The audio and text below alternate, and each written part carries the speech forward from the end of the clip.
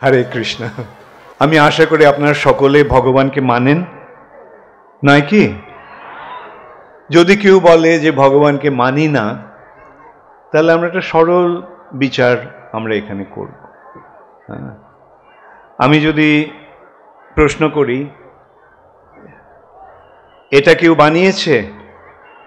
এই যে করতালটা, এটা কেউ বানিয়েছে না আকাশ থেকে পড়েছে?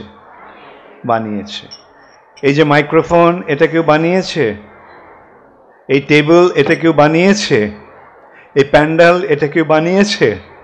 হ্যাঁ, এই পৃথিবী, এটা কেউ বানিয়েছে? এই ব্রহ্মাণ্ড কেউ বানিয়েছে না আপনা থেকে এসে গেছে? কেউ বানিয়েছে? কে কে মনে করেন যে কেউ বানিয়েছে? হাত তুলুন। আচ্ছা, তাহলে কে বানিয়েছে? ভগবান। তাহলে এইভাবে আমাদের সরলভাবে আমরা মেনে নিতে পারি ভগবান আছেন, কেন কেউ না কেউ তো পৃথিবীটাকে বানিয়েছে। কে এই পৃথিবীটাকে বানাতে পারে? কে এই ব্রহ্মাণ্ডটাকে বানাতে পারে? কেউ সাধারণ মানুষ এভাবে বানাতে পারে না? কেউ বলতে পারে যে ব্রহ্মাণ্ডটা আকাশ থেকে পড়েছে, এটা কেউ বিশ্বাস করবে? আমি যদি বলি এটা আকাশ থেকে পড়েছে, কেউ বিশ্বাস করবে? তাহলে কেমন আমরা বিশ্বাস করব যে এই জগৎটা আকাশ থেকে পড়েছে বা আপনা থেকেই এসে গেছে? যিনি বানিয়েছেন তিনি হচ্ছেন ভগবান। এখন আমরা বিচার করতে পারি যে ভগবান শব্দটার অর্থ কি। ভগবান আমরা সম্বোধন করছি, আমরা বলছি ভগবান, তাহলে ভগবান বলতে কি বোঝানো হচ্ছে?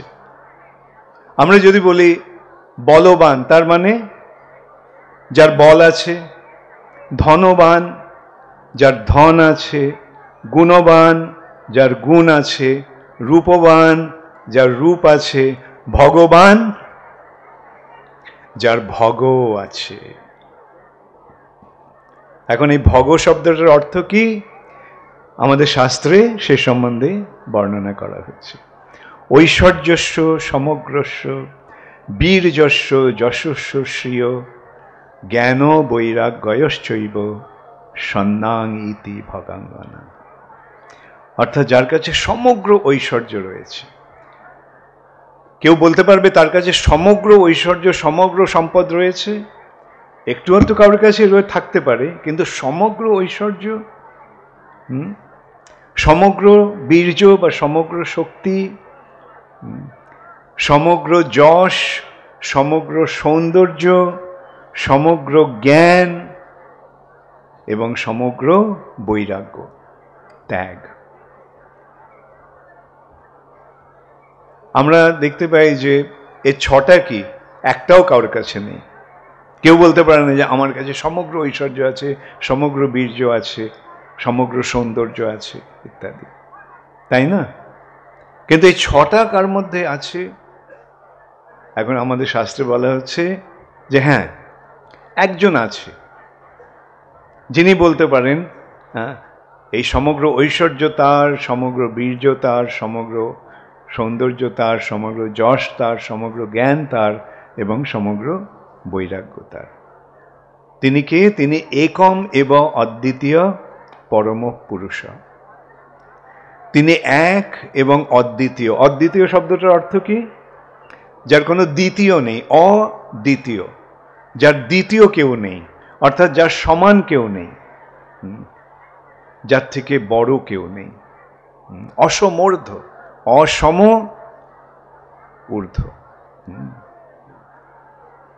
সেই যে এক এবং অদ্বিতীয় পরম পুরুষ, তিনি হচ্ছেন ভগবান। এবং তার গুণ অনুসারে এবং লীলা অনুসারে তার নাম রয়েছে। তার নামটি আমাদের মতো কাউর দেওয়া নাম নয়। আমাদের নামটা জন্মের পরে কেউ না কেউ দিয়েছে, সেই নামে আমাদের পরিচয় হচ্ছে, কিন্তু ভগবানের বেলা তা নয়। কি তার ভক্তরা তার গুণ অনুসারে বা যারা তাকে জানে, তারা তার গুণ অনুসারে এবং তার নাম অনুসারে তাকে সম্বোধন করেন। তার প্রতিটি নাম একটা বিশেষ তার গুণবাচক বা লীলাবাচক। যেমন তার নাম কৃষ্ণ, কৃষ্ণ এই কৃষ্ণ নামটির অর্থ কি? কর্ষতি ইতি কৃষ্ণ, যিনি সকলকে আকর্ষণ করেন তিনি হচ্ছেন কৃষ্ণ। ভগবান সকলকে আকর্ষণ করেন, হ্যাঁ, তাই তিনি কৃষ্ণ। তিনি সকলকে আনন্দ দান করেন, ভগবান সকলকে আনন্দ দান করেন, তাই তিনি রাম, রাম। তিনি সমস্ত জীবের আশ্রয়, তাই তিনি নারায়ণ। তিনি সমস্ত জগতের, এই জড় জগতের সৃষ্টিকর্তা, তাই তিনি বিষ্ণু। আবার তার লীলা অনুসারে তিনি লীলা বিলাস করছেন নন্দ মহারাজের পুত্র রূপে, তাই তার নাম নন্দ নন্দন, নন্দ দুলাল, যশোদা দুলাল, গোপীনাথ। এইভাবে ভগবানের গুণ অনুসারে এবং লীলা অনুসারে তার নাম রয়েছে। এবং ভগবানের গুণ কি সীমিত না অসীম? অসীম। ভগবানের গুণ অন্তহীন, তাই তার নামও অন্তহীন। তার লীলাও অন্তহীন, তাই তার লীলাও তাই তার নামও অন্তহীন। এইভাবে আমাদের ভগবানকে জানতে হবে। এমন নয় যে কৃষ্ণ হচ্ছেন কোনো হিন্দুদের দেবতা, না, হিন্দু, মুসলমান, খ্রিস্টান, ইহুদি নির্বিশেষে সকলের ঈশ্বর, সকলের ভগবান। তাকে তিনারা যে নামেই সম্বোধন করুন না কেন, তিনি হচ্ছেন সেই এক এবং অদ্বিতীয় পরম পুরুষ। এটা আমাদের সবার আগে জানতে হবে। এবং এই ভগবানকে, ভগবান হচ্ছেন কৃষ্ণ, স্বয়ং ভগবান কৃষ্ণ দাপর যুগে এসে তিনি লীলা বিলাস করলেন কৃষ্ণ রূপে, নন্দনন্দন রূপে, ব্রজনাথ রূপে, রাসবিলাসী রূপে। এইটি ভগবানের বৃন্দাবন লীলার বৈশিষ্ট্য। ত্রেতা যুগে তিনি এসেছিলেন শ্রী রামচন্দ্র রূপে, এবং সত্যযুগে তিনি এসেছেন নরসিংহ রূপে, বরাহ রূপে, এবং যুগাবতার সত্যযুগে হচ্ছে হংসাবতার। তিনি এসে যুগধর্ম যে ধ্যান, সেই শিক্ষা দিয়েছেন। হ্যাঁ, এই সূত্রে 4টে যুগ রয়েছে। সেই 4টে যুগ আপনারা নিশ্চয়ই সকলে জানেন। সেই 4টে যুগ হচ্ছে সত্যযুগ, ত্রেতা যুগ, দাপর যুগ এবং কলিযুগ। সত্যযুগের যুগধর্ম হচ্ছে ধ্যান। ধ্যানের মাধ্যমে ভগবানের সঙ্গে সম্পর্ক স্থাপন করা যায়। ত্রেতা যুগের যুগধর্ম হচ্ছে যজ্ঞ। দাপর যুগের যুগধর্ম হচ্ছে মন্দিরে ভগবানের পূজা অর্চনা, এবং কলিযুগের ধর্ম হচ্ছে সংকীর্তন। এই 4টে যুগের 4টে যুগধর্ম। এবং এই সূত্রে আমরা দেখতে পাই যে যতই যুগ এগোচ্ছে যুগধর্মটা তত সহজ হয়ে যাচ্ছে। ধ্যানের পন্থাটা অত্যন্ত কঠিন। ধ্যানের মাধ্যমে হৃদয়ের অন্তঃস্থলে পরমাত্মা রূপী ভগবানকে দর্শন করা অত্যন্ত কঠিন, কিন্তু সত্যযুগের মানুষের পক্ষে সেটা সম্ভব ছিল। ত্রেতা যুগে পন্থাটা আরেকটু সরল হয়ে গেল, যজ্ঞ। তবে যজ্ঞতে কি করতে হয়? যজ্ঞের যে হোতা বা যজ্ঞটা যিনি করেন, তাকে সেই যজ্ঞে সব কিছু অর্পণ করে দিতে হয়। সেই যজ্ঞ যখন সফল হয়, তখন সেই যজ্ঞের মধ্যে যজ্ঞাগ্নি থেকে ভগবান প্রকাশিত হন। দাপর যুগে পন্থাটা আরো সরল হয়ে গেল, মন্দিরে ভগবানের পূজা। সেই পূজা আবার কিরকম, সেটাও সরল নয় তেমন। প্রায় বলতে গেলে দিনের মধ্যে 24 ঘন্টাই ভগবানের সেবায় লেগে থাকতে হয়, কয়েক ঘন্টা কেবল ঘুমানোর ব্যবস্থা থাকতে পারে। তাহলে কলিযুগের পক্ষে সেটাও সম্ভব নয়, মন্দিরে ভগবানের পূজা করা। এবং সেই পূজা যখন সার্থক হয়, তখন ভগবানের সঙ্গে সম্পর্ক স্থাপন হয়। তাই কলিযুগের পন্থাটা আরো সরল হয়ে গেল। সেই পন্থাটা কি? সেই পন্থাটি হচ্ছে সংকীর্তন। কৃতে যদ্ধায়তে বিষ্ণু ত্রেতায়াম যজতে মখৌ দাপরে পরিচর্যায়াম কলৌ তদ হরিকীর্তনাদ। কৃত মানে সত্যযুগে, কৃতে যদ্ধায়তে বিষ্ণু, ভগবানের ধ্যান করাটাই হচ্ছে যুগধর্ম। ত্রেতায়াম যজতে মখৌ, ত্রেতা যুগে ভগবানের যজ্ঞ। দাপরে পরিচর্যায়াম, দাপরে মন্দিরে ভগবানের পূজা, এবং কলৌ কলিযুগে তদ হরিকীর্তনাদ। এই সম্বন্ধে শ্রীমদ্ ভাগবতেও বলা হচ্ছে কলিযুগের যুগধর্ম সম্বন্ধে। কলের দোষে নিধে রাজন, নবযোগেন্দ্র মহারাজ নিমিকে উপদেশ দিচ্ছেন।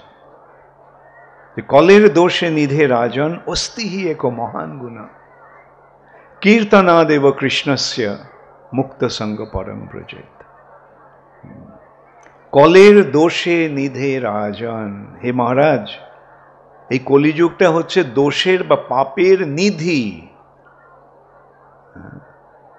পাপের শিরোমণি হচ্ছে এই কলিযুগ, পাপের সমুদ্র হচ্ছে এই কলিযুগ। কিন্তু এই কলিযুগের একটা মহান গুণ রয়েছে, অস্তি মানে আছে, হি অবশ্যই, এক মহান গুণ, একটা মহৎ গুণ রয়েছে, একটা মহান গুণ রয়েছে কলিযুগে, সেটা কীর্তনাবদেব কৃষ্ণস্য মুক্ত সঙ্গ পরম ব্রজেত।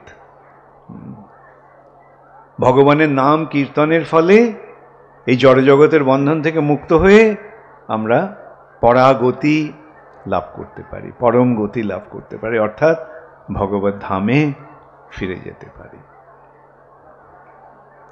বৃহৎ নারদীয় পুরাণেও বলা হচ্ছে হরের নাম হরের নাম হরের নামৈব কেবলম কলৌ নাস্তে বা নাস্তে বা নাস্তে বা গতিরন্যথা।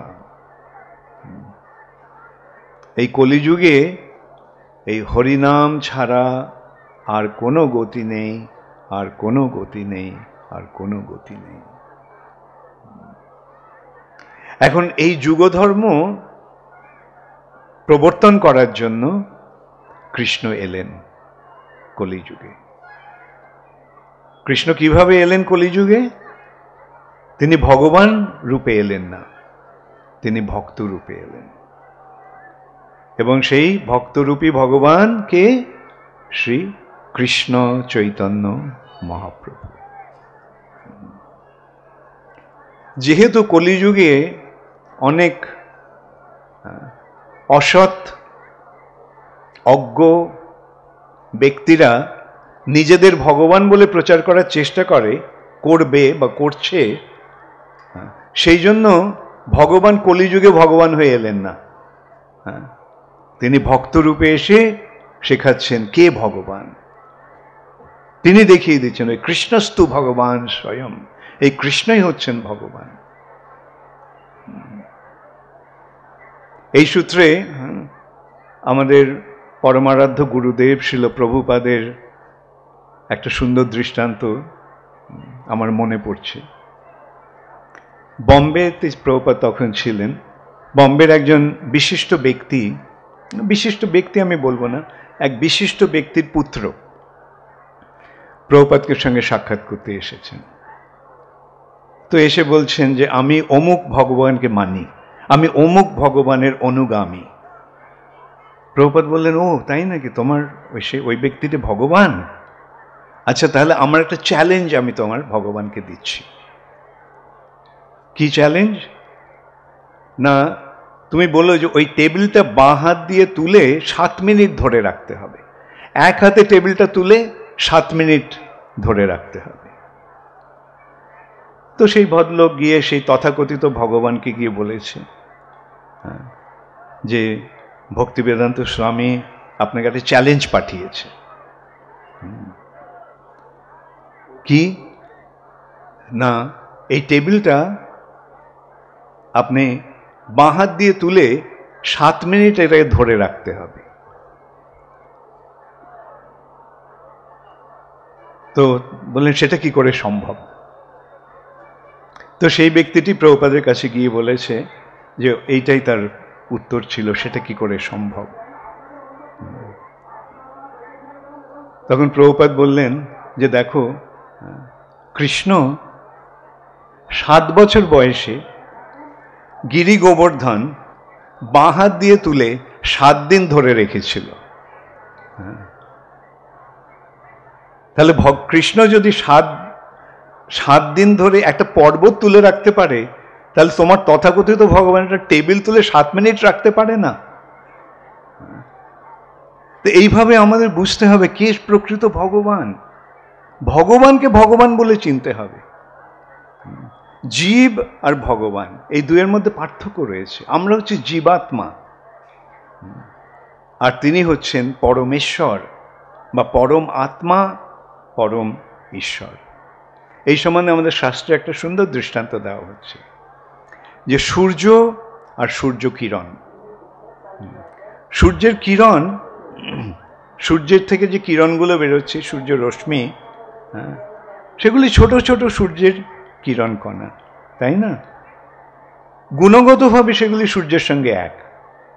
সূর্যের যেমন আলো আছে, কিরণের আলো আছে, সূর্যের তাপ আছে, কিরণের তাপ আছে। কিন্তু কেউ কি বলে যে কিরণটা সূর্য? কিরণটা হচ্ছে সূর্যের অংশ।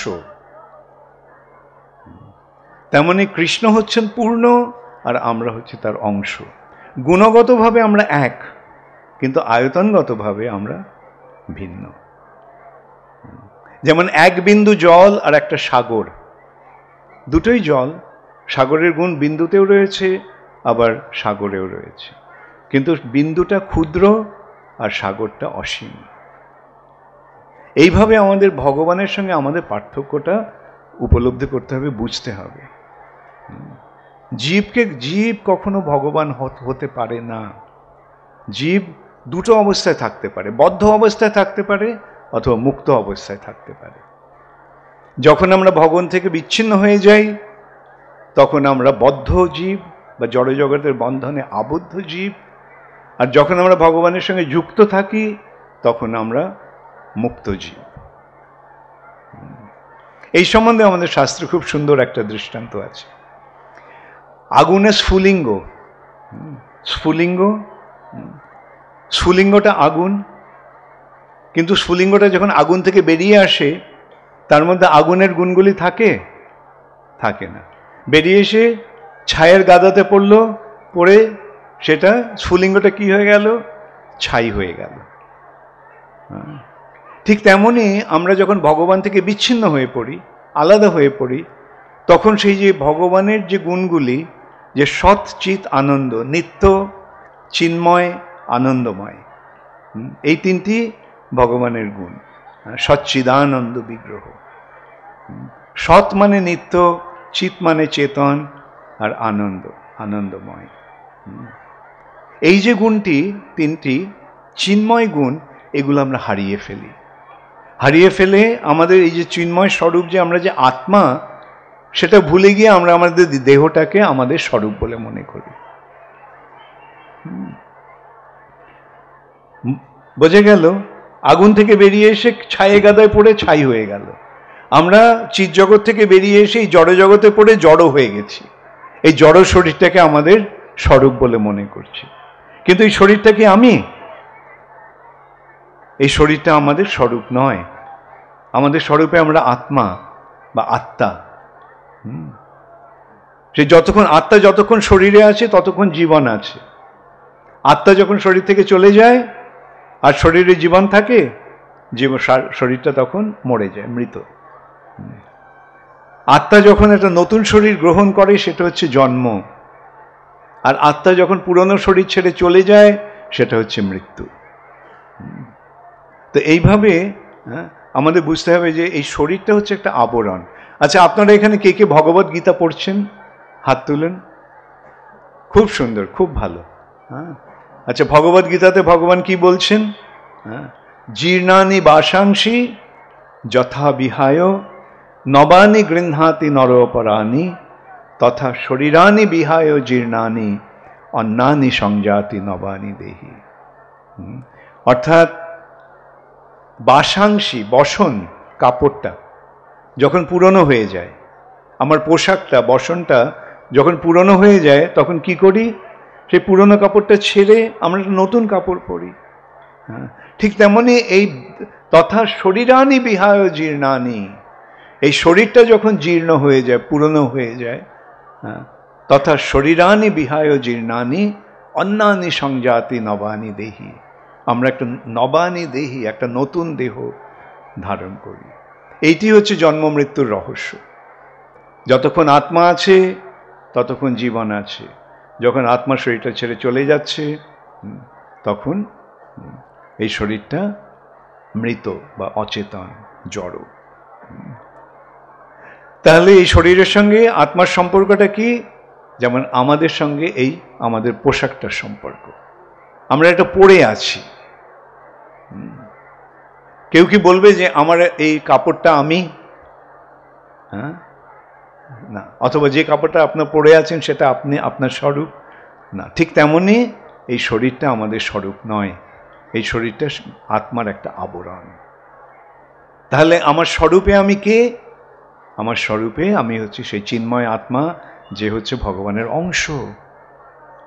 আচ্ছা, তাহলে আমি আবার সেই পুরনো দৃষ্টান্ত, আগের দৃষ্টান্তটাতে চলে যাচ্ছি। স্ফুলিঙ্গটা আগুন থেকে বেরিয়ে এসে ছায়ের গাদায় পড়েছে, পড়ে কি হলো? আগুন আছে না ছাই হয়ে গেছে? ছাই হয়ে গেছে। ঠিক তেমনি আমরা ভগবান থেকে বিচ্ছিন্ন হয়ে যাওয়ার ফলে এই জড়জগতের বন্ধনে আবদ্ধ হয়ে আছি।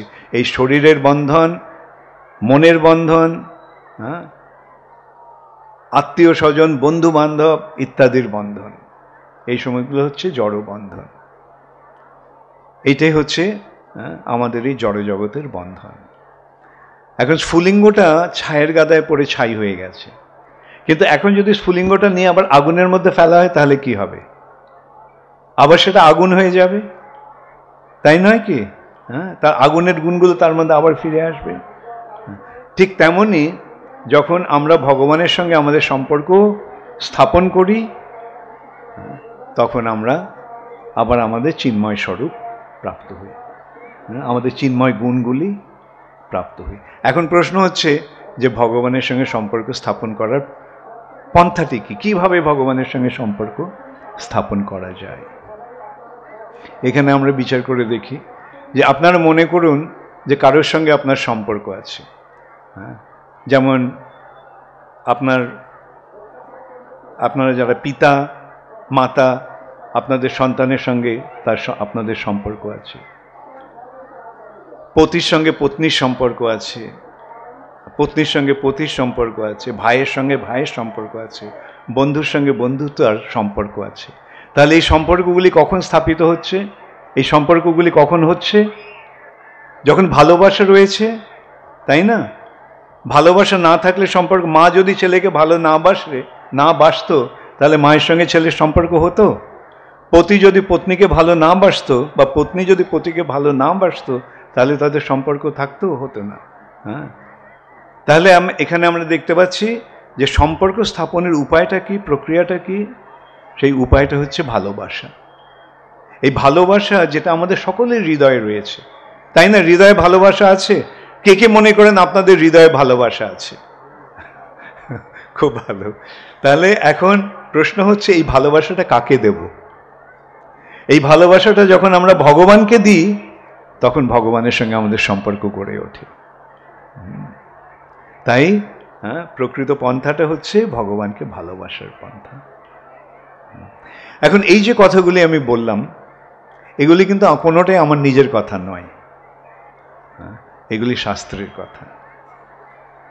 আর এই কথাগুলি অত্যন্ত সরলভাবে কে দিয়ে গেছেন? ভগবান সম্বন্ধে কে এইভাবে জানিয়ে গেছেন? শ্রী কৃষ্ণ চৈতন্য মহাপ্রভু। শ্রী চৈতন্য মহাপ্রভুকে আপনারা কে কে জানেন? হাত তুলুন, কে কে মহাপ্রভুকে জানেন? আচ্ছা, অনেকেরই হাত তুলেছে, কিছু কিছু হাত ওঠেনি। কে কে মহাপ্রভুকে জানেন না? হাত তুলুন। আচ্ছা, তাহলে সকলেই মহাপ্রভুকে জানেন না? তো না হলে আমি মহাপ্রভু সম্বন্ধে মহাপ্রভুকে একটু জানিয়ে দিতাম। জানিয়ে দেব মহাপ্রভুকে? আচ্ছা, আমি আগে বলেছি দাপর যুগে কৃষ্ণ এসে তিনি লীলাবিলাস করলেন। লীলাবিলাস করার পরে কৃষ্ণ ভাবলেন যে আমি তো আমার এই ব্রজলীলা প্রকাশ করলাম, কিন্তু কিভাবে মানুষ এই ব্রজলীলায় প্রবেশ করবে? যথেষ্ট বিহরি কৃষ্ণ করে অন্তর্ধান, অন্তর্ধান করি মনে করে অনুমান। ভগবান লীলাবিলাস করলেন কৃষ্ণরূপে এসে দাপর যুগে। যথেষ্ট বিহরি কৃষ্ণ করে অন্তর্ধান, অন্তর্ধান করি মনে করে অনুমান। তিনি মনে মনে ভাবলেন, চিরকাল নাহি করি প্রেম ভক্তি দান, প্রেম বিনা জগতের নাহি অবস্থান। আমি এই যে প্রেম ভক্তি, ব্রজ প্রেম, এটা আমি সচরাচর দান করি না।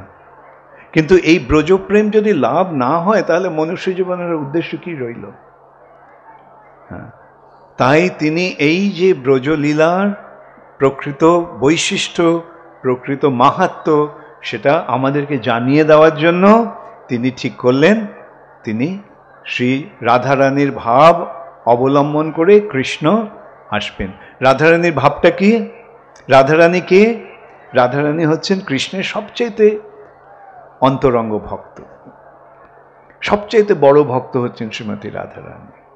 তাহলে রাধারানীর ভাব মানে কোন ভাব? ভক্তি ভাব। রাধারানীর ভাব আর রাধারানীর অঙ্গকান্তি। রাধারানীর গায়ের রংটা কেমন? রাধারানীর অঙ্গকান্তি কেমন? তপ্ত কাঞ্চন গৌরাঙ্গী রাধে বৃন্দাবনেশ্বরী। রাধারানীর গায়ের রংটা হচ্ছে কাঁচা সোনার মতো। সেটা আরো আবার বিশ্লেষণ করে বলা হচ্ছে, কুমকুমাক্ত কাঞ্চনাব্জ গর্বহারী গৌরভা, পীত নাঞ্চিতাব্জ গন্ধ কীর্তি নিন্দে সৌরভা। সোনার সঙ্গে যদি কুমকুম মেশানো হয়, কুমকুমের রংটা কিরকম? লাল। আর সেই লালটা যখন সোনার সঙ্গে মিশবে তখন যেই রংটা হয়, সেই রংটার গর্বকে হরণ করছে, গর্বহা। অর্থাৎ সেই রংটার থেকে আরো উজ্জ্বল হচ্ছে রাধারানীর গায়ের রং। সেই অঙ্গকান্তি নিয়ে রাধা ভাবোদ্যুতি সুবলিতং নৌমি কৃষ্ণ স্বরূপম।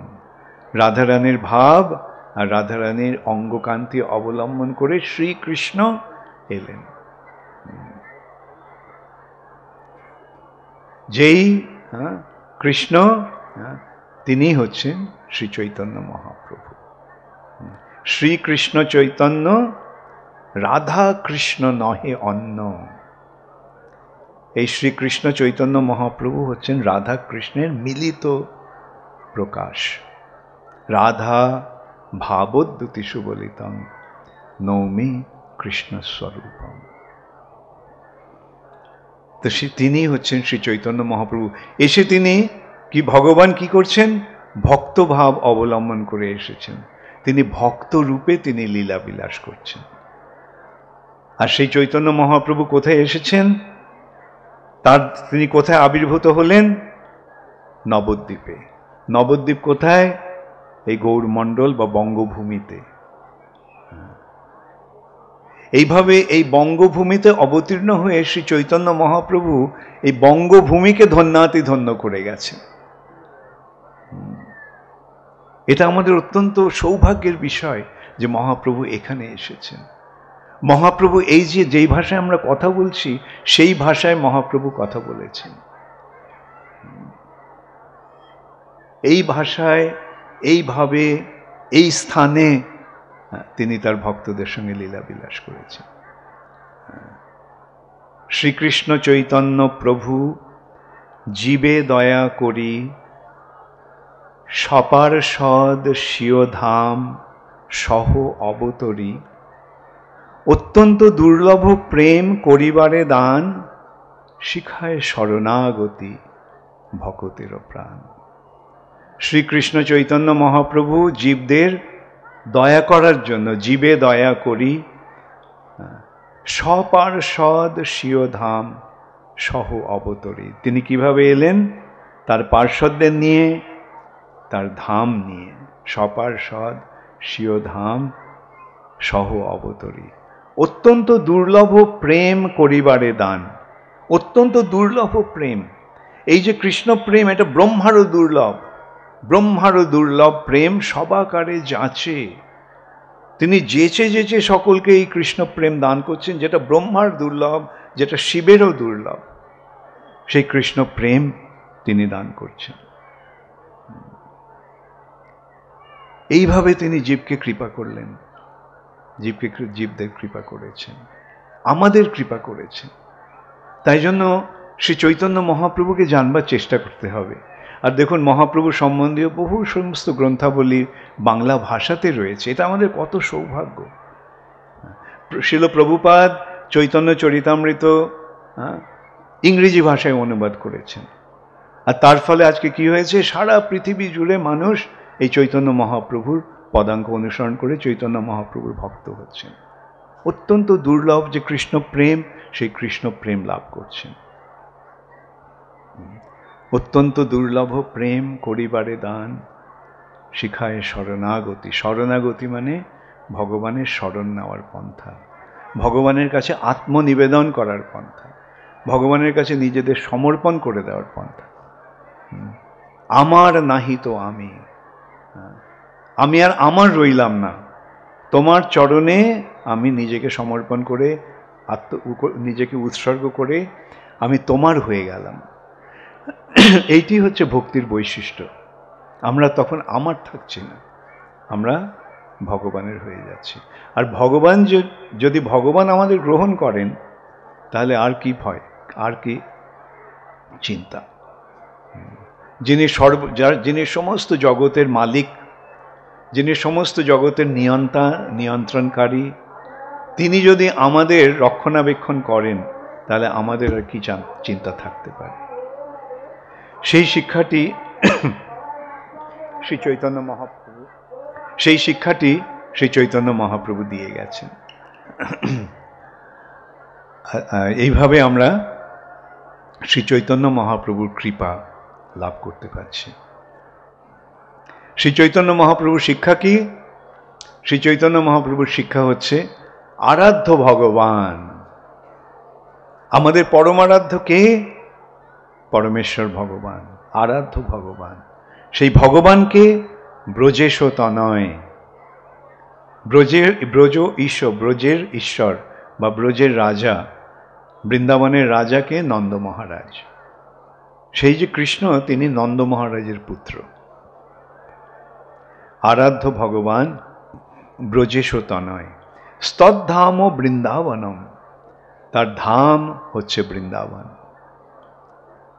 তিনি কোথায়? তার ধাম মানে তিনি কোথায় নিরন্তর বিরাজ করেন? বৃন্দাবনে। স্তদ্ধাম ও বৃন্দাবনম। সেই সূত্রে আমরা এটাও বলতে পারি যে ভগবানকে, পরমেশ্বর ভগবানকে শ্রীকৃষ্ণ চৈতন্য মহাপ্রভু, যদিও তিনি ভক্তরূপে এসেছেন, তিনি হচ্ছেন স্বয়ং ভগবান। তার ধাম কোনটা? তার ধাম নবদ্বীপ। বৃন্দাবন যেমন মথুরা মণ্ডলে, নবদ্বীপ গৌর মণ্ডলে। অতএব নবদ্বীপ আর বৃন্দাবনে কোনো পার্থক্য নেই, কোনো ভেদ নেই। স্তদ্ধাম ও বৃন্দাবনম। রম্মা কাচিদ উপাসনা ব্রজবধূ বর্গেন যা কল্পিতা। ব্রজবধূ মানে ব্রজ গোপীরা যেভাবে ভগবানের আরাধনা করেছিলেন, সেটি হচ্ছে সবচাইতে অন্তরঙ্গ আরাধনা, সর্বশ্রেষ্ঠ আরাধনা। রম্মা কাচিদ উপাসনা ব্রজবধূ বর্গেন যা কল্পিতা। শ্রীমদ্ ভাগবতম প্রমাণম অমলম। এই যে উক্তিটি, তার প্রমাণ কি? এটা কি কারো মন গড়া কথা? শ্রীনাথ চক্রবর্তী বলছেন, যদিও তিনি এই কথাটি বলছেন, এটা কি তার নিজের মন গড়া কথা? না, মহাপ্রভুর পার্ষদ শ্রীনাথ চক্রবর্তী বলছেন যে শ্রীমদ্ ভাগবতম প্রমাণম অমলম। অমল পুরাণ শ্রীমদ্ ভাগবত হচ্ছে প্রমাণ। এই যে সমস্ত কথাগুলি এখানে বলছেন, যে ভগবান হচ্ছেন কৃষ্ণ, তার ধাম হচ্ছে বৃন্দাবন, আর ব্রজ গোপিকারা যেভাবে তার আরাধনা করেছিল, ভক্তি করেছিল, সেটি হচ্ছে সর্বোচ্চ স্তরের ভক্তি। সেটি শ্রীমদ্ ভাগবতমের মূল তত্ত্ব। অতএব শ্রী চৈতন্য মহাপ্রভুর মতমিদম, এইটি হচ্ছে শ্রী চৈতন্য মহাপ্রভুর মত। তত্রাদর না পরহ, সেটিকে সাদরে গ্রহণ করো, আর কোনো কিছু গ্রহণ করার দরকার নেই। তো এইভাবে আমরা দেখতে পাচ্ছি ভগবান কেন তিনি ভক্তরূপে এলেন, ভক্তরূপে এসে তিনি কি দান করলেন? আমাদের সৌভাগ্যের পথটি খুলে দেওয়ার জন্য। অত্যন্ত দুর্লভ প্রেম করিবারে দান, অত্যন্ত দুর্লভ যে কৃষ্ণ প্রেম, কৃষ্ণ ভক্তি, সেই কৃষ্ণ ভক্তি দান করার জন্য তিনি এইভাবে এসেছেন। তাহলে আপনারা কে কে, আমি আগে জিজ্ঞাসা করেছিলাম কে কে মহাপ্রভুকে জানেন, এখন আমি জিজ্ঞাসা করব আপনারা কে কে মহাপ্রভুকে মানেন? হাত তুলুন। খুব সুন্দর, খুব সুন্দর। আপনারা মহাপ্রভুর প্রদর্শিত এই যে পথ, এই পথটিকে সর্বান্তকরণে গ্রহণ করে ভক্তির পথে এগিয়ে চলুন। আপনাদের জীবন সর্বাঙ্গ সুন্দর হয়ে উঠবে, আপনাদের জীবন সফল হয়ে উঠবে। এমনও দুর্লভ মানব দেহ পাইয়া কি করো ভাবনা কেহ। এই যে দুর্লভ মনুষ্য শরীরটা পেয়েছে, আর ভাবনা কি? এখন এই সুযোগটি সদ্ব্যবহার করে নন্দনন্দন শ্রীকৃষ্ণের পূজা করো, ভক্তি করো। কিন্তু এবে না ভজিলে যশোদা সুত পরমে পড়িবে লাজে। এই মনুষ্য জীবন পাওয়া সত্ত্বেও যদি যশোদানন্দন শ্রীকৃষ্ণের আরাধনা না হয়, তাহলে চরম লজ্জায় পড়তে হবে। মৃত্যুর সময় মনে হবে, আহা, এত সুন্দর একটা সুযোগ পেলাম, কিন্তু তার সদ্ব্যবহার করতে পারলাম না। অতএব সকলে মহাপ্রভুর প্রদর্শিত এই পথটি গ্রহণ করুন, করে আপনাদের জীবন, এই যে অত্যন্ত সুন্দর মানব জীবন পেয়েছেন, সেটিকে সাফল্যমণ্ডিত করে তুলুন।